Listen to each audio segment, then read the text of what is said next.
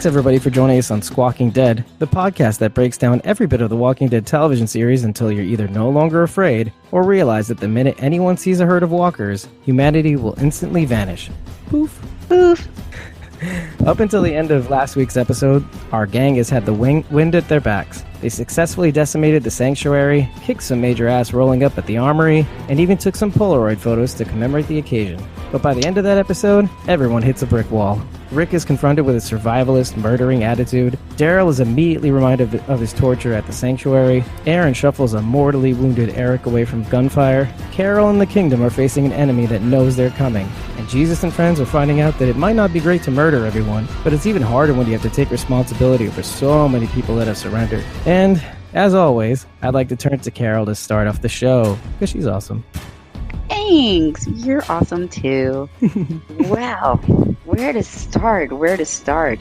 You know what's funny? I actually sort of miss some of the slower episodes, I gotta tell you. I mean, it's okay. It's fine. And it's, like I said, it's different because these past few episodes have been consistently, or where we last left off, it's here. And the next episode is picking up right where the last one left off. So it's the same groups of people consistently that we're following, which is fine. And I think we're going to see it based on how the episode ended. We're going to see a shift, which I think is important because it's a war. We can't just see sort of like our heroes. Okay, they went in aggressive and boom, boom, boom, boom, boom. But let's not forget that Negan and Gabriel are in that trailer. That's still kind of going on. Like, what's happening there? I kind of miss Michonne. I haven't seen her in weeks. She hasn't really done anything yet. Girl. Yeah, my girl. I mean, Carol's my girl, and I think we're going to see some Rambo Carol next week, so, I'm looking forward to that. There was some interesting moments in this episode, and like I was telling you before, it's like there were some moments that definitely made me laugh. Your shit weasel love interest, I'm telling you. Like, my boy. Your boy, that's your boy. He definitely, interjects that levity in there. But there were other moments that to me I found funny, even though I don't think that they were supposed to be funny, but they were funny just because in my mind I kind of anticipated it, so I was like, oh yeah, call that. Things that Carol finds funny, basically. Yeah, it's so awful. Like, I thought about it, I was like, is it wrong that I find this funny? But there were some interesting points, and there were points that I didn't necessarily think about immediately at the time that I saw it, and it wasn't until afterwards that I was like, oh, okay. Oh, it kind of gave me a little bit more insight as to maybe why certain things happened the way they did. But and we'll get to it. But I mean, again, it's like another one of those action-packed episodes. But it's like I need to see the kind of give and take of war, and I think we're going to start to see that. Yeah, so. I think so too. Usually on the show, what they do often is they have a story in one episode, and then they'll flip back to something else completely to kind of throw you off. Right. Is that what you were talking about? Because that's what I was thinking when you said that. Yeah, but I mean, I think we haven't done that at all since we started. And usually they do kind of switch gears to sort of kind of reset the table a little bit. Yeah. I remember one instance of that was even, I mean, I guess it was a couple of seasons ago because Glenn was still alive, but when they did the whole Glenn fake out death dumpster episode, the very episode after that was the Morgan origin story, basically, like Here Is Not Here with him and Eastman, which was a completely different direction. So they usually like to kind of, switch gears a little bit, and I've been kind of waiting for them to do that, especially with the whole Negan Gabriel thing. I'm like, these two are in the trailer, so I keep waiting for us to have that episode. In my mind, I would love for them to take that episode, and it could be the Roman Catholic in me, but I'm like, take that episode. I wonder where this is going. No, but it's like, take that episode and use it as Negan's opportunity to basically use his time with Father Gabriel as a sort of confessional, and we get our Negan backstory. Like, I simply can't wait. In my maybe mind, this is Roman Catholic in the sense of like some sort of penance for you. Like, I don't know. I'm like, in my mind, I see it like, okay, you guys are stuck in a trailer. You need to find a way to get out. Maybe you need Father Gabriel's help to kind of, get yourself out of this situation. You talk to him because Negan's a very charming character. That's part of his thing. So it's like maybe, he talks to him, starts giving his backstory so we kind of understand a little bit of where he came from. personally, I don't think Father Gabriel's getting out of that situation alive regardless. But so far, it's been consistently like, these are the factions that we're focused on, and now the next episode is where they left off last time, and this next episode is where they left off last time. So it's been consistently that way for these past 3 episodes, actually. So it seems to me that it's going to be that way for the next episode as well. Yes. Just from the way Scott Gimple basically shaped out the first 4 episodes of the season, basically. Right, and I think he mentioned that, yeah. Yeah. I mean, and that's fine with me, actually. In a way, this is kind of refreshing. I think we need some sort of purge just to get at least the first part of the war, or whatever this is going to be, out of the way. Then they'll probably do some sort of reset. They'll take it back. Because obviously time has passed since Negan and Father Gabriel were in the trailer. So we're going to probably apex somewhere along the way, maybe the 6th or 7th episode. Probably. That's what I'm anticipating. Yeah, maybe I 3 or really 4 am. episodes to kind of catch up with the first 4. I don't know. Who knows? I've kind of come to the conclusion that we're not going to get to that episode until like the next to last episode. I swear, in my mind, we're not getting to this. Not the very end of the season, but like the mid-season. Let's say the mid-season premiere or the mid-season finale. The episode before that, just before the mid-season finale. Okay, just before the mid-season finale, and the mid-season finale, Father Gabriel gets killed. In my mind, that's how you're Roman Catholic, but you're not that Roman Catholic. I think Father Gabriel's time's up. In my personal opinion, in my religious opinion, I don't see how Father Gabriel's getting out of that. I just don't. I could be wrong, but I don't have a good feeling about that one. Well, Carol, good things come to those who wait. Yeah, well, we'll see. Dad, give it to me now. It's like, I want to see now. Inquiring minds want to know. Inquiring Carols want to know. Pretty much. As she chugs her beer. Yeah. It's been a long few days. It's been an episode too. Yeah. But like I said, there were points that I was very entertained by. And I like the fact that we started off pretty soon. I mean, they have been playing around a lot with time. Because they started showing like those kind of interjected pieces of the kingdom, showing Ezekiel giving his speech where they showed last time. And then they kind of showed them at different points. So you kind of saw like, okay, well, he's giving his speech. And then you kind of see other points where they're ambushing the saviors. Another point where you're given the illusion that they're being ambushed because they have their hands up as if they're surrendering. They've been playing a lot with that sort of stuff. And then we ended up obviously continuing from where we left off with Morales, which, how did you feel about that interaction between Rick and Morales? What was your thoughts? Oh, well, I have a few. You have a few on that. Yeah. We're left with Morales basically radioing the saviors up. The first sound you hear is actually the saviors from the bottom radioing up, saying that they're going up for backup, basically. So we find out that's why they left the scene and they went upstairs. Like, oh, wait, they stopped firing. Oh, wait, no, they're firing at somebody else. And so that's where we're left off. As I was watching this and as the scene closed, it's exactly as Morales says, we're exactly the same. Now, I don't think that's true. Right. But I think for all intents and purposes, for the past, at least the first episode and this episode, in writing and in dialogue, there was an attempt to actually bring out in the open the idea of Rick and crew being the same as the saviors. Right. And every time they bring that up, there's always something in the dialogue or in the attitude or in what we know about either of those things that actually doesn't debunk it, but it also says there is a slight difference. There is a tweak. Yeah, there is a tweak. And I mean, Morales did bring up good points in the sense of saying, like, look, if it was the other way around and you were holding this gun right now, I'd be dead already, which is true. And that is true. I mean, just look at what happened to Baby Daddy. Yeah.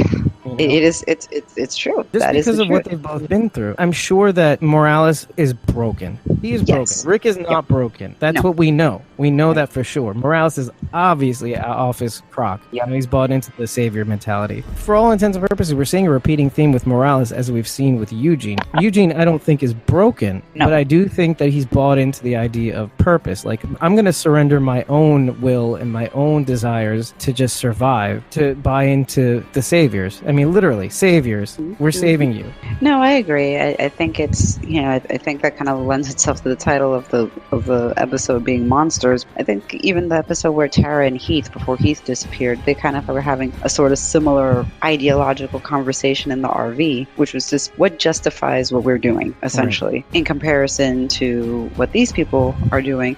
And obviously, again, there are definite differences. Even though Negan has, let's say, the greater good in mind, in his mind, in terms of having this sort of society that's built on rules and this is how we function, the enforcing of said rules is where the problem comes in.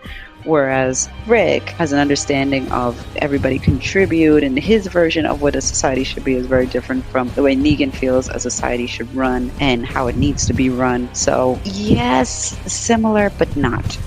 It's the approach. The Negan savior philosophy is literally, there is no peace without us conquering all of our enemies, our factions, or the various people. We will bring the order. Right. Whereas with Rick, it's more of a participation thing. If you opt in, we will create a fair society. We're not going to take over your life. We're not going to rule over you. It's not join us or die. And that's a huge distinction. Oh, yeah. The only people that they're trying to kill is the people that are trying to kill others in order to maintain order. Right. So that's a very interesting parallel. And that's the clear delineation between the two. Yeah, very much so. Important. It's important to bear in mind. Yeah. I mean, I understand that the waters get muddy based on some of a darker Daryl behavior. Yeah. Actions speak louder than words, folks. Yeah. Yeah, I gotta tell you, obviously Rick and Morales have their dialogue, and which I found very interesting when Rick started bringing up his past, when Morales started talking about the people that he lost, and he says, look, I lost Lori and shit. First of all, it was weird to hear their names. I was like, oh my god, Lori and Shane and Dale and Glenn, and I mean, it was just like, oh wow, that's right, all of these people, you know. Aren't you glad he said those names though too? Like just said them out loud. And even Amanda. I'm like, everybody, like just well, I was waiting for it. I mean, there were a lot of other names, but I mean, just wow, you know. But it's the ones he knows though too, so that let's give him that. Yeah, it has to be the ones that were part of his same group. And I think that he started to kind of listen to him a little bit when he started to say, like, look, he killed Glenn in front of his pregnant wife. That's the widow. That's the widow. And you know what he says? You remember what he says right after he says that? Oh, that about how they found them. How did they found each other in this? Yes, this was the best. In this shit, this is why I got broken, and these two people managed to find love. Yeah, in all this, these two people were able to find love, and that conversation gets cut short by darker Daryl in this episode. Oh, yeah. I love the little reference to an officer friendly died. Officer friendly, you know? Yes. Yeah. Well, you know who used to call him officer friendly? Merle used to call him officer friendly. Gosh, good catch. And the funny thing was, and I didn't really pick up on this until afterwards, is the fact that when he kills Morales, first of all, that was the funny part that was not supposed to be funny, but I found to be funny. And the reason I personally found when he killed, like how he was Morales, killed. Well, because it happened so quick, and it was like, okay, well, there goes Morales. I mean, it was funny on different levels to me. Yeah, it was funny to me because it's like he was this much hyped. Morales is back. It was always his big joke, and he's back, and he was back for like 10 minutes before he was like killed off. And what was the first thing that you said when it happened, by the way? Well, when it happened, I was like, well... That's cold. Yeah, I was like, damn, Daryl, that's cold.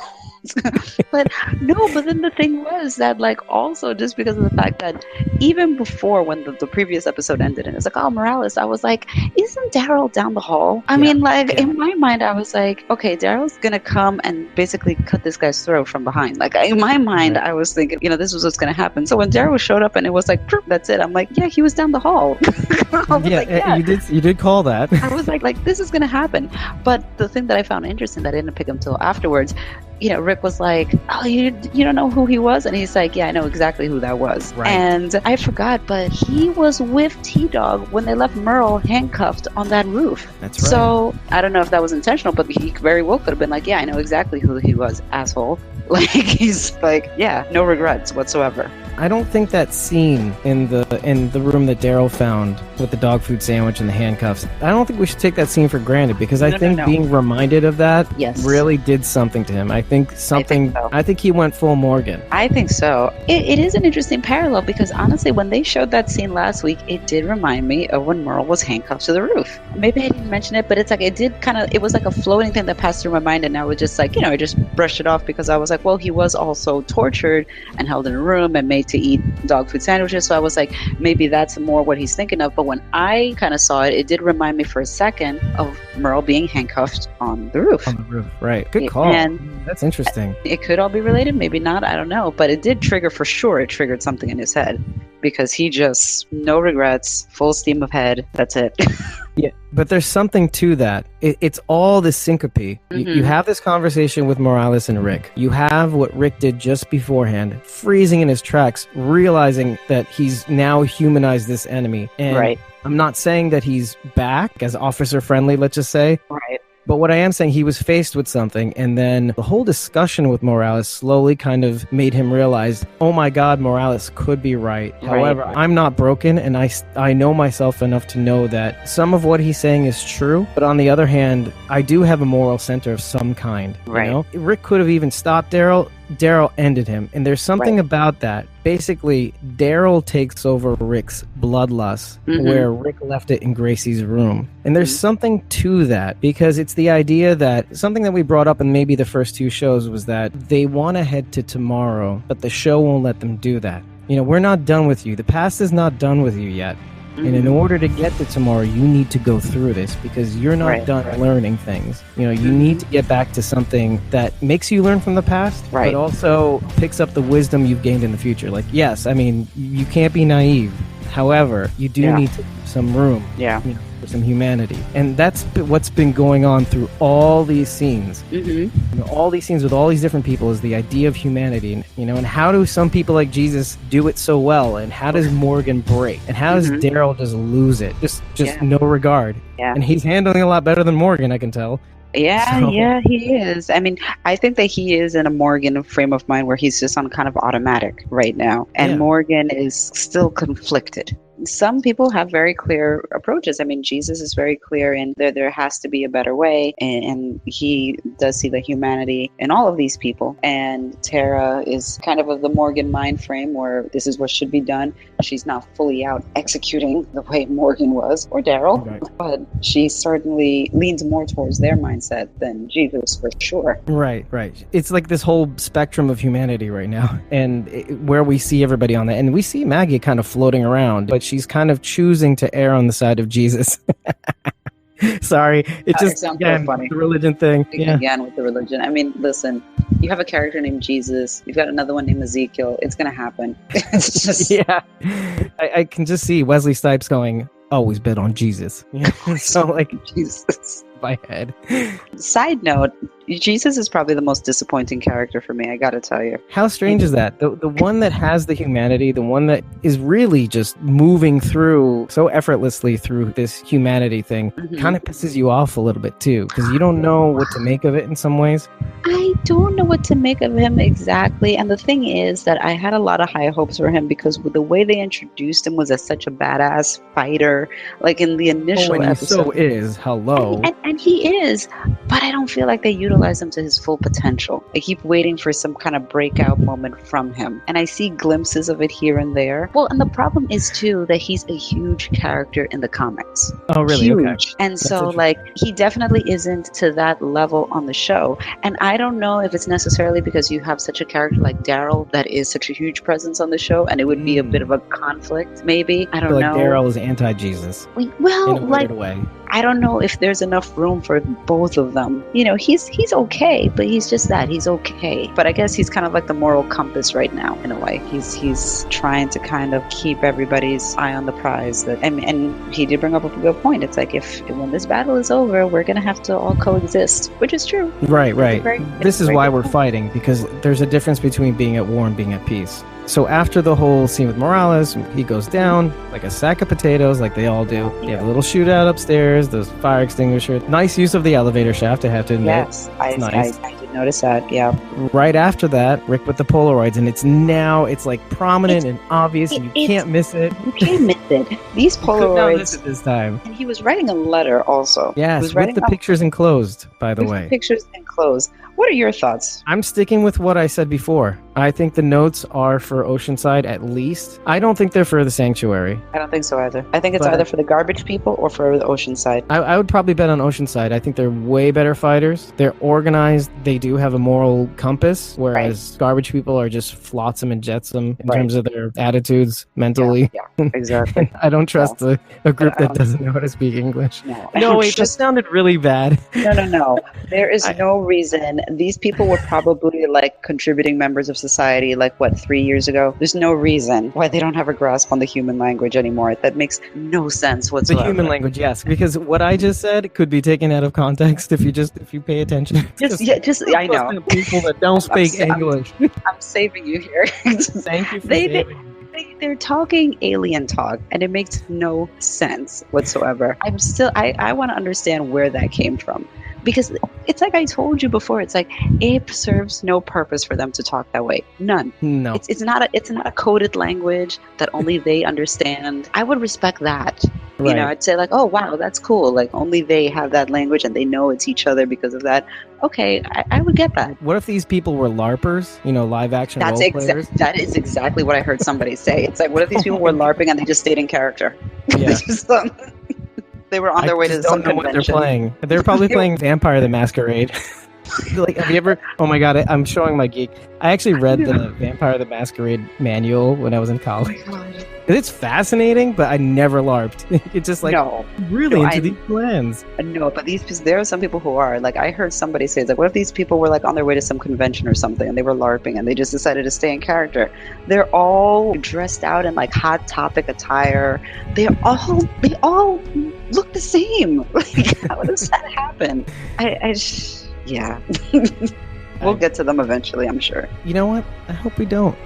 I know I'm not a fan of the garbage people. I'm not, but I know that they're going to come up at some point. You know, if they do, I think after the fan reaction, I hope they do in a very humorous way rather than the way they did it before. It was kind of not dark. It was a little funny, but it was also kind of like, what are these people going to do next? You know, is Rick in danger? And he kind of was. Like, I'd rather them be just ridiculous, like Gregory fodder. Well, that's what I'm saying. It's like they should just embrace it full on. Just kind of like, look, you know that these people are ridiculous. Exactly. It's like, you know these people are ridiculous. Let's just go full till just 100%. Everybody looks at this like, you know, this is the most outlandish group ever. This makes no sense. Yeah, I wouldn't mind both. You know, I wouldn't mind a little badassery and like a little bit of crazy, ridiculous. It's humorous to us, but they take it seriously, but it's just so stupid. But I don't mind. I've heard people say that they would just love for like Rick and company just to have a conversation and just acknowledge that they're weird as hell. They didn't really regard them as very ridiculous. They really took them quite seriously. At least just acknowledge the fact, like, these people are weird as hell. Like, just some sort of acknowledgement of it, I think, would go a long way. I think so too. That aside, I could spend a whole show on this. Yeah. No, I can't. I would probably shoot myself. That would be the end of Squawking Dead, basically. Oh, I don't want to forget. Baby Gracie was handed over to was that Aaron. First or was that last? Yeah, you're right. Now, that is Chekhov's baby. That baby is going to come up in the future. Some way, shape, or form. I don't know if she's the future John Connor of like the apocalypse. I don't know. That baby. You said Judith was John Connor last week. One of them is John Connor. I don't know which one it is. One of them is, this whole story is the rise of one of them too, Gracie or Judith. I've decided a lot of things tonight, but that baby's coming out. That baby is definitely. Me if you want to live. Exactly. Yeah. So I just didn't want to get past the fact that baby is still alive and was taken. Okay, no, I was going to say, what if the girl from the flash forward was Gracie, not Judith? But no, I'm not going to do that. That would break my soul. But no, I think they call her Judith. I don't know. I need to rewatch it and see, because I don't know if they ever referred to the little girl by her name. I think they did. I'm like 80% sure, 85. No, a lot of people say that it's the same bunny that the girl has in her hand. Stop it. Yes, because I looked at it and it's true. There's a bunny in the crib where Gracie's in, and that little girl is holding the same bunny. What if they call Gracie Judith? Oh no. So And it makes sense, though, if you think about it. It was Shane's baby, so she can exit stage, right? No. I saw that and I was like, it could be Gracie, but I'm like, are we gonna kill children again? Are we gonna go there? Like, I mean, it is war, but I'm like, oh God, no, please don't. So I mean, I'm so glad we got here, by the way, but I don't know how. Wow, I'm just glad we got here, but it's also mind blowing. I don't know. I don't know. I was just like, no. But then I was like, it is the same rabbit. It is the same toy. Oh, man. Okay. All right. What that means, who knows? Oh, boy. But that baby is coming up again. How do we go back to work or Toddy? How do we just...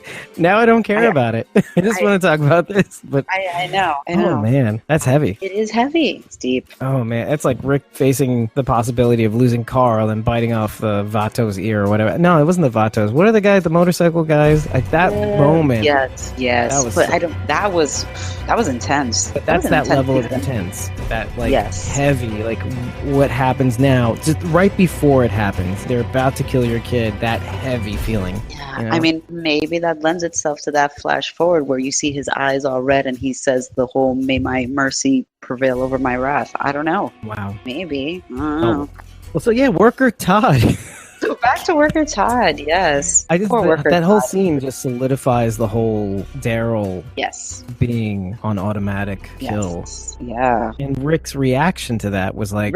I was going to say his reaction, he was very taken aback by it and he was very disturbed. Like you could tell it's not how he wanted things to go. Like he really did mean his word with Worker Todd. He would have let him go. Yeah, and I think he would have said something very differently if he didn't really mean it. Yeah. Like he said, you're dead. Your days are numbered. You better run. Or you better run now. He gave him a chance to actually get away. And yeah, so I was like, damn, Daryl. That was cold. That was cold. That's cold. That's cold, Daryl. And I was just like, wow. I was like, well, Daryl is definitely in a certain headspace right now, clearly. Yeah, while we were talking about Morales and you were bringing up the people that we lost along the way and then Glenn and his philosophy, and then I was just thinking of something of Daryl and Aaron's outings to try to recruit people. Think about that for a minute. Think of where Daryl was trying to reach beforehand and how he got here and what the saviors took from him. Yeah, because I was going to say, it's like Daryl always has had good intentions for the most part. He's rough around the edges. Not always. But I know. He's rough around, but even if you think going back to like season 2 or whatever, and looking for Sophia, he was out there trying to find her, and he was the one who was there to console Carol when obviously she turned into a walker and they had to kill her. So I think he's always had good intentions. He's always been a little rough around the edges, but when he, like how you mentioned, when Aaron was scouting and he was out there and he wanted to help and assist wherever he could. And I think in general, like he's misunderstood, and I sound like these women that love him. He's just misunderstood. But no, like his character is a little misunderstood and what have you, but he has good intentions, generally speaking. Yeah, in the past he may not have known exactly what to do, but it's not coming from a malicious place. It's not coming from an evil place to try and hurt others. Like that's doesn't never mean he's not been. A dick. No, still, but no one's saying that. But he's not doing things with like an evil intention behind it. I've never seen that from his character. Whereas now he's just sort of like, nope. But at the same time, I still think that in his mind he feels completely justified. Right, they gotta go. Feels justified. Yeah, the whole attitude. They gotta go. And that's basically what Rick said. I mean, what did Rick say to Morgan in that flashback, in the church? There's no other way. Yeah, he said that there was no other way around it. I'm split on the whole idea of him seeing the room and seeing what he was reminded of what they did. And it could be just limited to saviors, for all we know. And that's fine with me, but...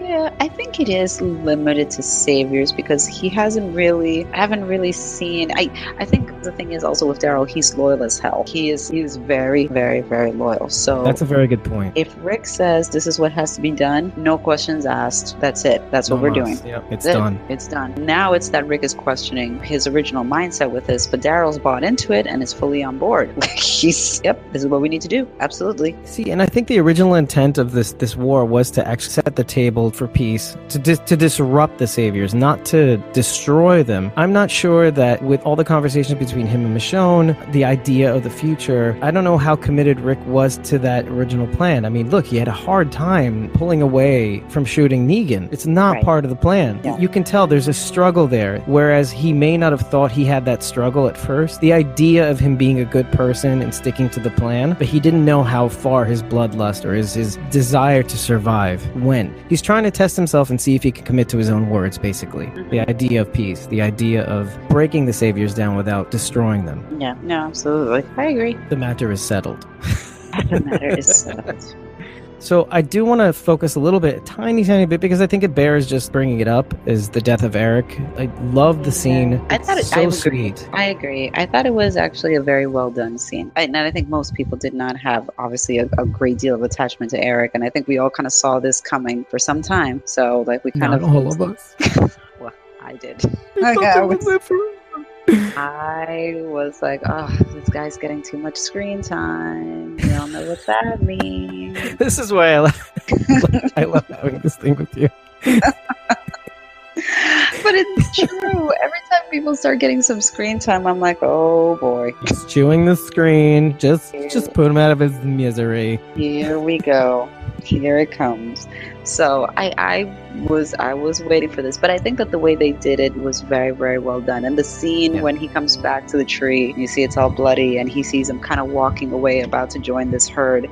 I thought that was I thought it was a really well shot scene, and I thought it was really effective. Yeah, for sure. They are not there sort of thing. Yeah, exactly. It's like he's not him anymore. Like that's not. And I think the other Alexandrian that was with him, he said it's like that's not him. Yeah.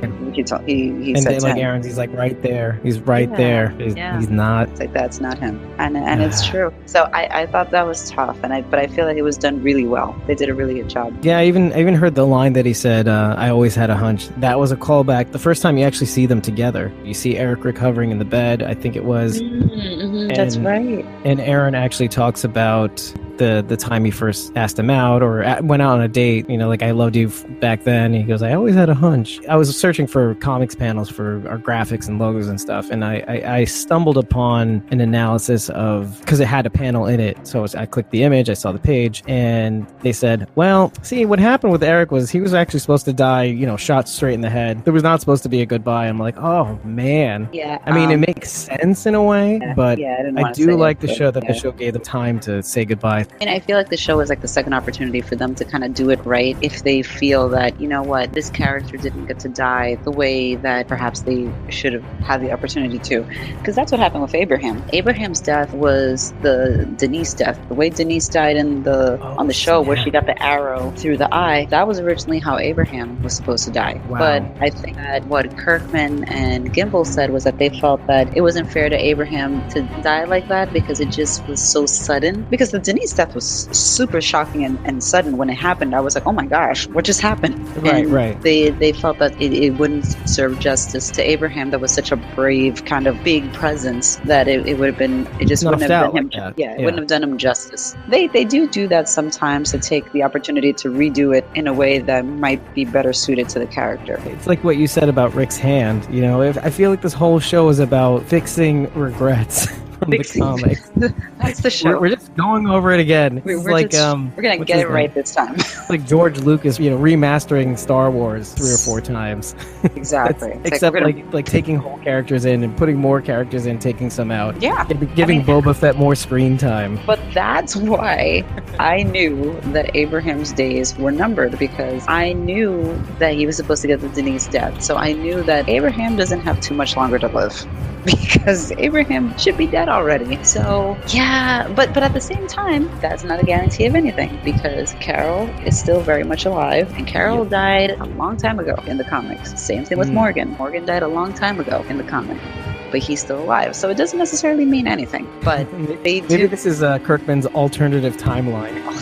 Like another dimension where certain people, I think ultimately what happens is the same, but time kind of catches up with them and they die in different ways. So, you know. It could be. Everybody dies. That's the end of the story. The Walking Dead Earth 2. So the only survivor is Gracie and Judith. John Connor and Jim Connor. John Connor, I'm telling you. We have a backup just in case.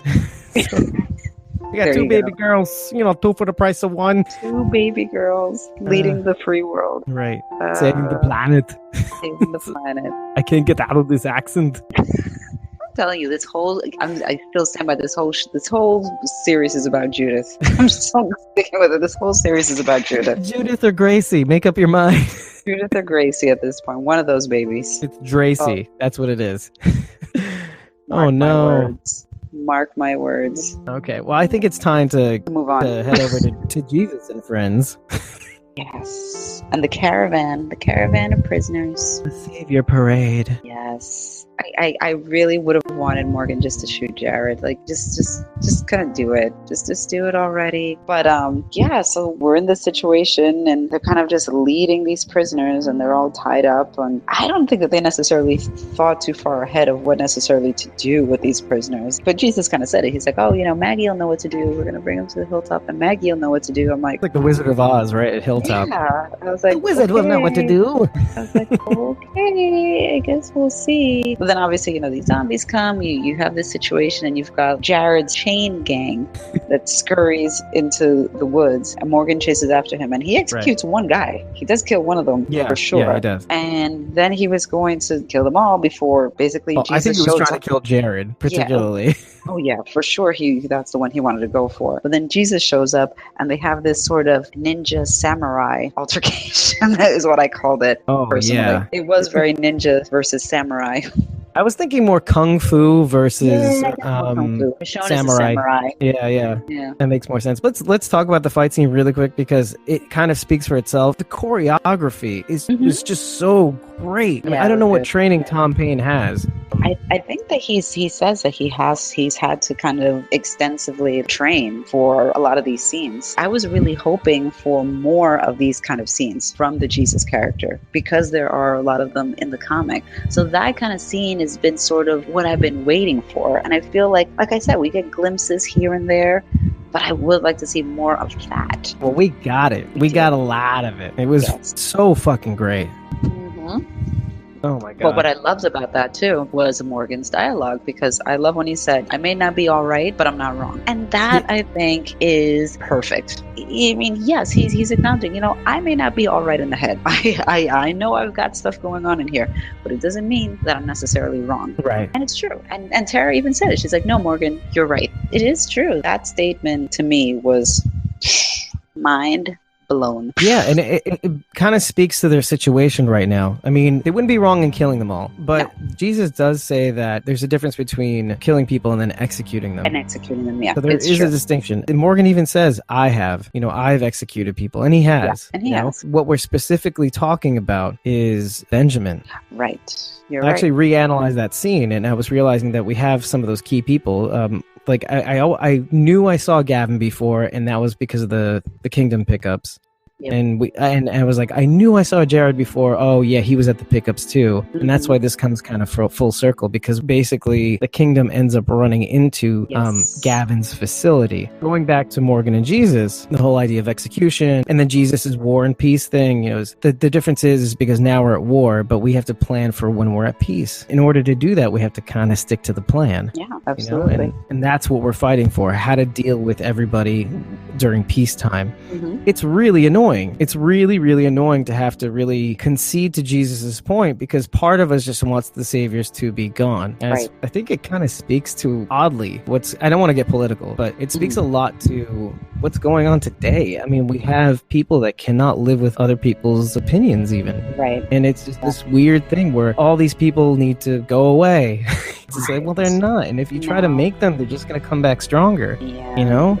Yeah. Well, you have to find a way to coexist. Yeah. Well, we have to learn to accept each other's opinions without violence. And so that's a big thing. It's the idea of it being annoying. As annoying as it is, Jesus ain't wrong. Let's listen to Jesus. Listen to Jesus. What would Jesus do?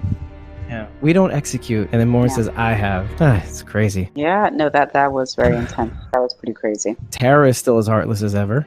Yeah. Tara's... That whole pantomime thing with the gun was like... Yeah, that was kind of dark. I was like, jeez, Tara.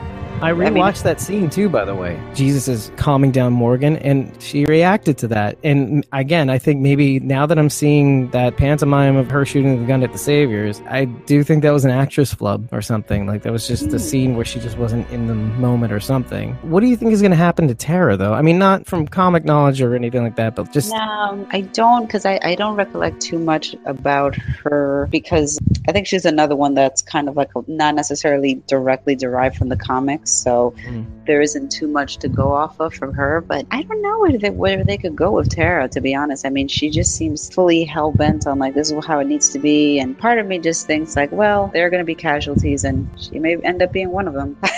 That's rough. I don't know. I don't know.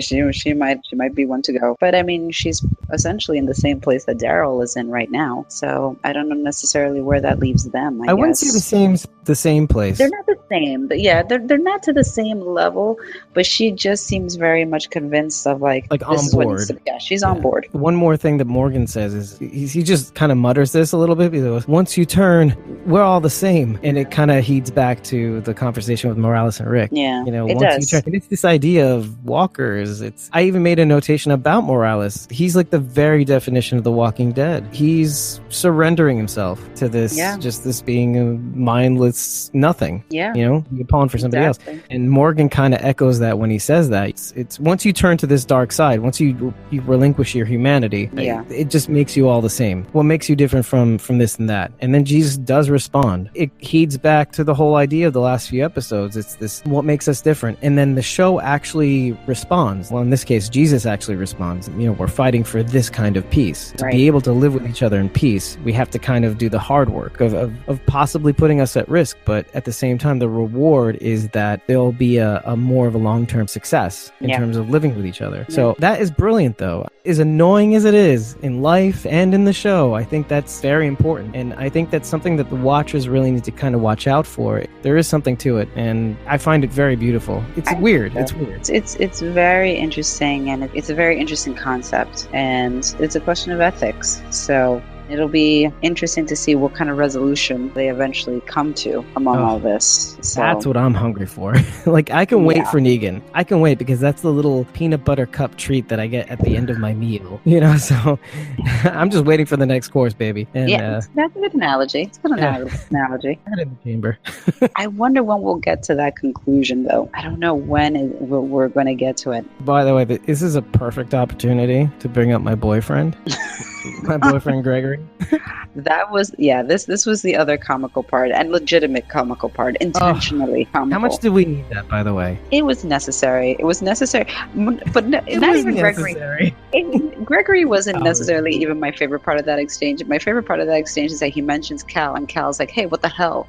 I was like all these little things that annoy you but also kind of work, and then the whole Cal thing kind of just, it's like the punchline. Exactly. Sorghum pancakes. I didn't eat the pancakes. Yeah, exactly. The whole thing was just hilarious. Oh man. So I'm glad that they put that in there. One thing I did like was that among his qualities of being charming, and talk about bringing it to today's times, Gregory is the politician archetype. It's this weird thing of, I can project this other image of myself that is more palatable, that you would vote for. Have you no mercy?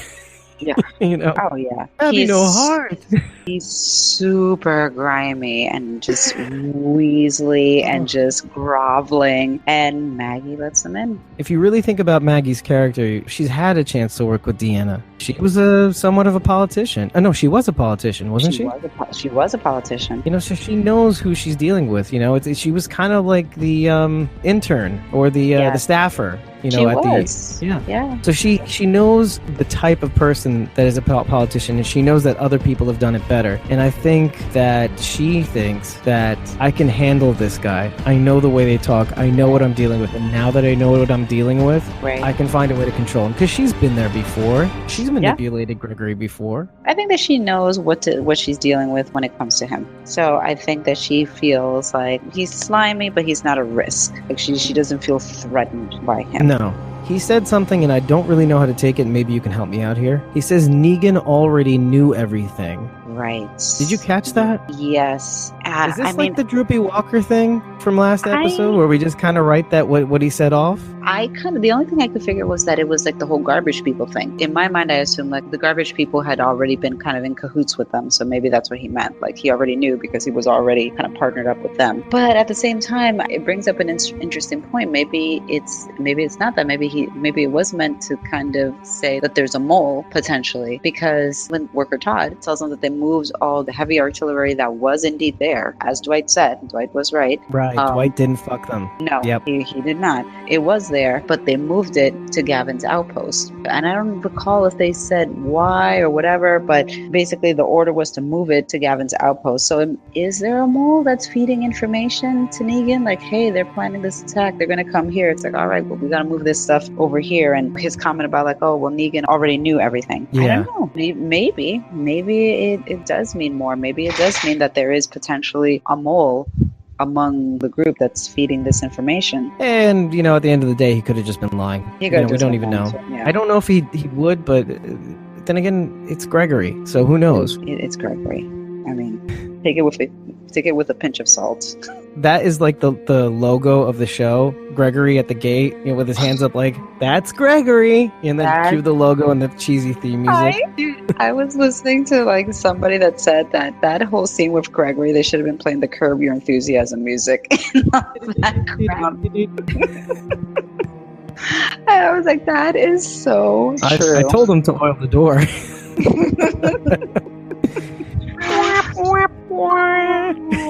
I was like, that would be so Cue the credits. Cue the credits. Super appropriate. Well, that actually brings us to Jesus at the gate with the Saviors, because we kind of sync up there. And Morgan is not with them. Morgan went off in the woods. We don't know where Morgan went. Yeah, he literally says, I can't be a part of this, and leaves. Which I personally think, if we have any hope of bringing back Morgan in any sort of, not sane way, but his humanity back, I think he's right. And I think he knows he's right. I think this is too much for him. It's like a person admitting that this is beyond him, that he was not right to begin with. He's doing him. When he snapped out of it, I think he realized that, this is triggering my PTSD. It's just not good for me. I need to kind of recenter. Yeah, it's very true. Jesus basically says, we can't let the Saviors go, and we can't kill them. What do you make of that? I mean, he put Maggie on the spot. Yeah, I know you have feelings. What are you going to do? It really kind of forces her hand to basically kind of have no other option. I mean, and I understand where he's coming from. You have these people that have surrendered. They're tied up pretty freaking dark to execute these people. It's a fine line. It's hard. But at the same time, like Maggie said, it's like there are women and children and people in here. I don't know. It's almost kind of like people who were in jail and released from jail or whatever, and people don't want them, anywhere near them. And again, it's the ethical questions here. So I think the conclusion that they come to is, I think they're going to be in a trailer or something. They're just going to have them kind of like secured there until they figure out what to do with it. Yeah. But I don't even know what do you do in that situation? That's a good question. I don't think that executing these people is ethical at all. I don't think it's even productive, No, and I don't think exactly. Like, I don't necessarily feel like that solves anything, because at the end of the day, all these people bow down to Negan because that's their boss, and this is the person who provides for them and protects for them, and this is the society that they're in. But if Negan falls, the whole operation starts to fall apart. You want the top guy. All these people are collateral damage. Like, they're not part of the problem, really. I mean, there's symptoms of the problem, but it's all coming from your head guy. That's who you need to go for. And I think Rick kind of understands that to an extent, when in the first episode he tells him, it's like, look, you still have a chance to surrender. I just want Negan. Because you just need him. You don't need everybody else. Not everybody else needs to be executed. In terms of killing somebody, you just need Negan, is what you're saying. Yeah, exactly. So to execute these prisoners, it would be really, really dark as hell. So yeah, I think you have two things here too. You can compare this easily to Saddam Hussein and Gaddafi. It's the idea that, okay, you can take out the leader, but you have to be responsible for what happens afterwards. You can't just do that and walk away, because it's something I said in the first episode. There'd be a power vacuum. There would be people trying to climb on top of the other, and then people would die in the process. Not that we're saying any of this from experience. Right. Who are these magical, weird, made-up names that I just voiced? these situations happen? Really? No way. No, I just read it in a fan fiction of some kind, like alternative universe. Oh, this is The Walking Dead in the Middle East. But anyway, it's the idea that we know what happens. I feel like Kirkman and Gimple, they're basically giving the world a roadmap of how to take out a dictator. Right. Like the U.S. could learn from The Walking Dead here. You know, you gotta basically ease all people, even really unsavory people, into the idea. You gotta break their spirit enough so that they can accept what you're gonna give them. Yeah, like, I feel like I've gone really dark here. I'm sorry. We're talking about people being executed. I mean, it's not the most lighthearted show. No, but I just got a little too real. So I kind of took it out the show. Yeah, I kind of hit. Yeah, ugh. But it is the truth. truth. It is true, though. It is true, and that is essentially how they're kind of trying to approach this. You have to kind of break them, but you also have to kind of make them see your side of it and say, like, look, this is what we can offer. This is what we want to do, and get them on your side, because it's kind of like what they were saying before. At some point, when this is all said and done and the dust settles, everybody's going to have to coexist, and you want those people to be part of wanting to be on your side, to contribute to this new society, rather than just killing them, because these could be productive members of society. Right. I mean, and you want the foundations, you want the pillars in place. Eggs are going to be broken, but at the same time, if you have enough of an infrastructure and a foundation for peace, core principles that they're not willing to violate, that's a good start. That's a good ethical start, saying, hey, you know what, they could have slaughtered us. We have to keep in mind one important thing. The saviors that they're taking, they didn't take them by force. I mean, not necessarily. They surrendered willingly. They surrendered willingly. These people did not put up a to fight. remind everybody of. Yeah, these people did not put up a fight. They surrendered their weapons willingly. So to execute these people that willingly surrendered, didn't put up a fight, to say it's unethical is to say the least. And it's pretty dark crap, man. But at the same time, I understand. It's like you have to be cautious, because you don't know necessarily what these people are capable of. You don't know. It'll be interesting to see what happens. May my mercy prevail over my wrath. Yeah, here we go again with the mercy, and here it is. I can't hear whistling without thinking about that now. I'm like, oh god. Well, I'm trying to set the stage for the whole kingdom transition, the whole segue. Because I like that we brought up the kingdom's victories, basically. I mean, there was the pincer move. You mentioned it in the beginning, obviously. They had a small little party in the middle, surrendering, and then you had the people on the sides taking them out, and then you have the storehouse lookouts that they took out. That was awesome. Yeah. Just knock them down like bowling pins, take their place. Yeah. And I love their third strategy, is hiding while the reinforcements arrive. They were very well thought out, very strategic, but they were so cocky and so confident that I knew this was going to go bad. Just knew. I was like, there, and especially when they kept saying, like, not one in our rank, not one. I'm like, oh, please don't say that. I think he was also amazed. You know, you could see him struggling to smile also. He was struggling at specific points. It all even kind he of believes it's too good to be true, is what I'm saying. It all came together in connection to the Daryl Rick scene when the worker Todd tells them all the artillery got moved to Gavin's outpost, and then we cut to that final scene with the kingdom, and I was like, oh, this is Gavin's outpost. Oh no.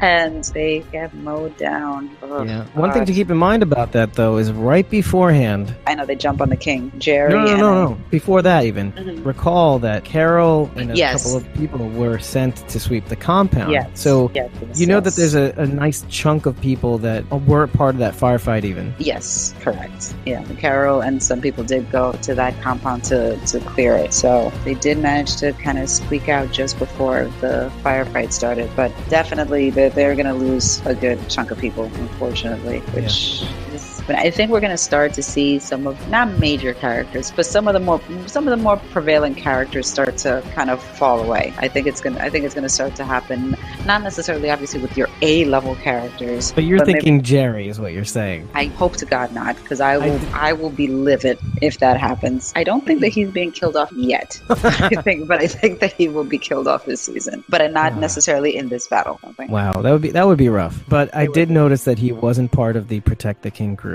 Who, wow, the special effects on that were very bloody. Yeah. Those yeah, are heavy it- weapons. I know. It was far away too, if you notice. It They just were far. it was that accurate. Yeah, they were off. But the thing is that it looked like they were stationed kind of like in a tower, right? So they kind of had a nice vantage point, and they were kind of in an open field too. I mean, they were just sort of like Sort of, yeah, sort of. just exposed for the most part, not really hiding. So it's like they basically kind of had a clear shot and were waiting for them. So Oh man. Let's keep an open mind here. I'm sure that there's a nice tiny handful of people that are for sure dead. I think it's not going to be as bad as we think it is. I mean, it's bad. It's bad. Let's make no mistake. It's bad, but I think there's still a chance. But I think that this is going to be the point that it's going to kind of Turn. I think that this is where the tide's going to turn a little bit, because I mean, it is going to be an ebb and flow.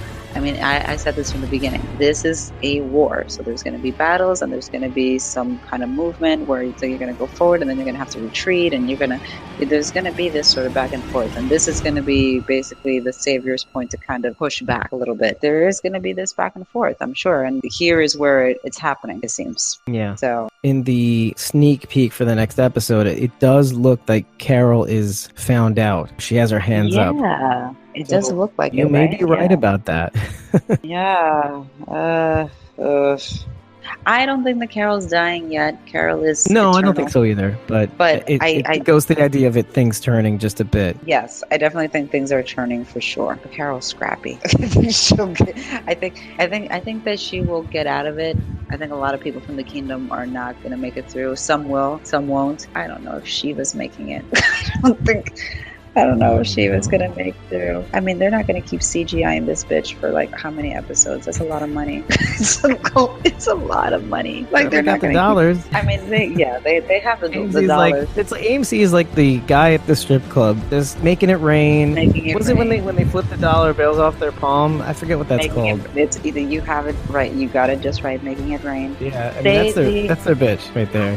For all the things that are going on, for the way things are turning. I mean, some things are turning up and some things are kind of going down, at least on the show. They couldn't have left things at a better spot too, just to kind of illustrate the fact that these 4 episodes are just going to be back-to-back insanity. And it certainly shows in the actors' faces, because if you were paying attention to any of the Talking Dead stuff, it literally, they shot these 4 episodes in just only a little over a week. Right, so they had to keep going and going and going. Yeah. No, kind of amazing.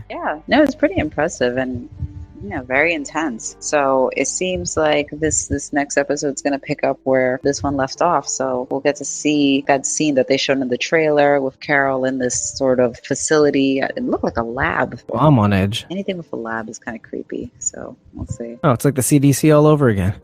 CDC all over again, pretty much. I think with that, we can safely end the show off cleanly. Yes. With no loose ends that I regret having not mentioned in the last shows or anything like that. I always think of something else to say afterwards, like, oh, I wish I'd said this in the show. I thought of so many things, but I think we got it covered. I mean, especially with all the cliffhangers, and we're kind of just aching to see the next episode, which is, it's refreshing too. Yes. And it's one thing in the last season or two where, okay, yeah, there's some cliffhangers, but it's like, I can wait. This episode was a lot. It was heavy. It was slow paced. You know what I mean? These are fast paced cliffhangers that are tying into each other. Each of the facts that come out in the next episode weave in a little bit more to the overall story, weave in a little bit more. We're noticing things. They're starting to connect. Yeah. And so this is the kind of cliffhanger that keeps me hanging on to the next episode. Like, now I'm craving. And you just want to get to that trailer with Negan and Father Gabriel, but I can wait for that. But it's the other stuff. It's just like, what do we do with the saviors that we caught? Oh, it's what happens to Morgan? Is Rick gonna have to talk to Daryl? It's all these things that are coming to a head. There's a lot of things that are going to come up, and